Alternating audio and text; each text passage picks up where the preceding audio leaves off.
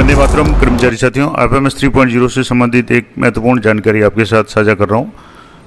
जैसे कि आपको पता है, डीए बिल प्रोसेस होना शुरू हो चुके हैं और पीडीएड के कार्मिकों के बिल भी प्रोसेस किस तरीके से होंगे, इसके संबंध में मैंने पिछले वीडियो में लाइव आपको बताया।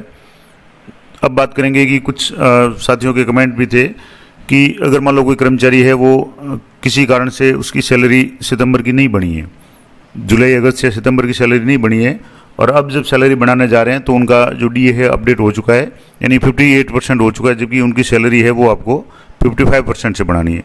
तो वो कैसे करेंगे? तो पहले तो मैं आपको बता दूं, यहाँ से आपको सैंक्शंस में जाने के बाद पहले चेक कर लें कि अलाउंस सैंक्शन में जाएंगे, और अलाउंस सैंक्शन में जाने के बाद में कर्मचारी को आपको चेक करना है कि इनका बेसिक डी अपडेट हुआ या नहीं हुआ। जैसे मान लो एक कर्मचारी है जिनका बेसिक है 38,000, अब 38,000 के हिसाब से जिनका जो भी डीए है 55% के अगर हिसाब से देखा जाए तो इनका डीए कम होना चाहिए, लेकिन ये डीए बढ़ गया है। अब यहाँ आप एक बार चेक जरूर कर लें कि वो डीए बढ़ा या नहीं बढ़ा। तो यहाँ आप जो भी यहाँ देख पा रहे हैं, यहाँ जो डीए है अभी 22,040 है, और 22,040 का मतलब ये डीए है अभी इनका जैसे है तो ये 55% नहीं होकर के 58% है, जबकि इनका डीए बढ़ना चाहिए 55%। तो अब 55% के हिसाब से 20,900 बनना चाहिए। 20,900 की जगह यहाँ 22,040 बन रहा है।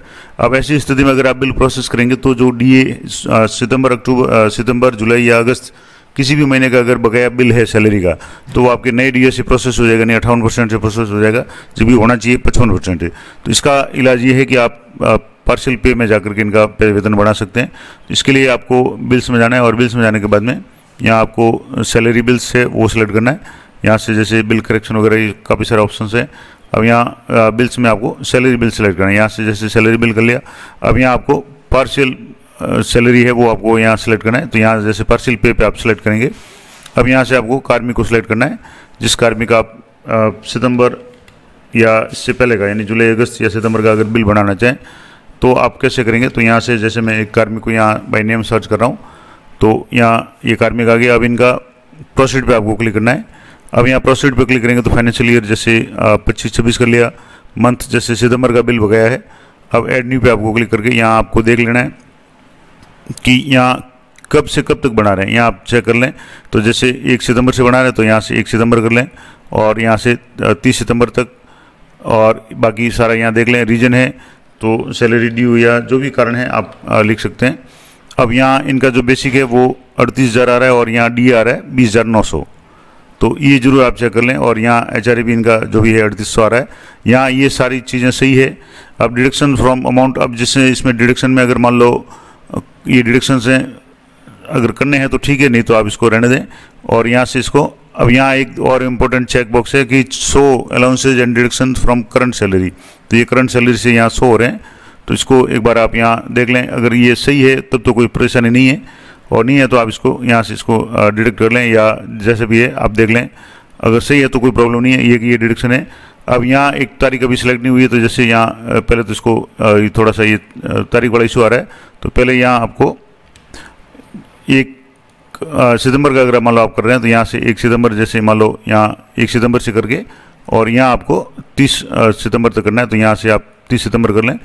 अब यहाँ आप देख लें कि ये डेट सही हो, यानी सितंबर माह का आप बिल बना रहे हैं। एक्टिव स्टेटस आ जाएगा, पोस्ट आ जाएगी, सबऑर्डिनेट होगा, सब कुछ आ जाएगा। आप रीजन सेलेक्ट कर लें, और show deduction from current salary, अगर करंट सैलरी से डिडक्शन शो करेंगे तो करंट वाले आएंगे, नहीं तो इसको आपको अनबॉक्स रहने दें।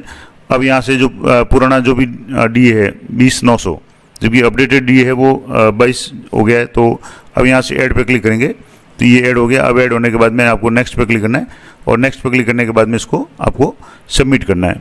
सबमिट करने के बाद में ये जब सबमिट हो जाए तब आपको जो दूसरा ऑप्शन है वो काम में लेना है कि रेगुलर सैलरी में जाकर या सैलरी में पार्शियल पे में जाकर के, यहाँ से पार्शियल पे सैलरी मंथ ये सिलेक्ट करेंगे। अब वहाँ से जब आप सबमिट करेंगे, अभी मैं जैसे इसको नहीं कर रहा हूँ लेकिन आपको बता रहा हूँ, तो यहाँ सितंबर पे सिलेक्ट करके सर्च करेंगे तो यहाँ आपके शो हो जाएगा। अभी मैंने इसको सबमिट नहीं किया था तो शो नहीं हो रहा है, तो जैसे आप सबमिट करेंगे यहाँ शो हो जाएगा, और उसके बाद में वो सैलरी बिल है वो बन जाएगा। और वो सैलरी बिल, उसकी रिपोर्ट आप जरूर चेक कर लें, और वो सैलरी बिल जो भी बनेगा वो आपके 55% डीए से बनेगा। तो ये पूरी प्रोसेस थी कि नॉर्मली अगर आप जुलाई अगस्त सितंबर का बकाया सैलरी का बिल अगर बनाना चाहें एफएमएस 3.0 पे, तो वो 58% डीए से बनेगा, क्योंकि डीए ऑटो अपडेट हो चुका है। अगर मान लो जुलाई अगस्त या सितंबर का आप 55% से बढ़ाना चाहते हैं तो पार्शियल पे में जाकर के आप आराम से बिल बढ़ा सकते हैं, कोई समस्या नहीं है। बिल की रिपोर्ट जरूर चेक कर लें कि बिल जो डीए है वो वास्तव में 55% से ही बढ़ा या नहीं बढ़ा, और उसके बाद नॉर्मल जो भी प्रोसेस सैलरी वाला है उससे आप कर सकते हैं। तो ये थी संपूर्ण जानकारी कि किसी भी कर्मचारी का बकाया जुलाई अगस्त सितंबर का जो सैलरी बिल है या उससे पहले का 55% से अगर आप बढ़ाना चाहें तो वो कैसे बढ़ाएंगे। आशा करता हूँ जानकारी आप लोग उपयोगी रहेगी।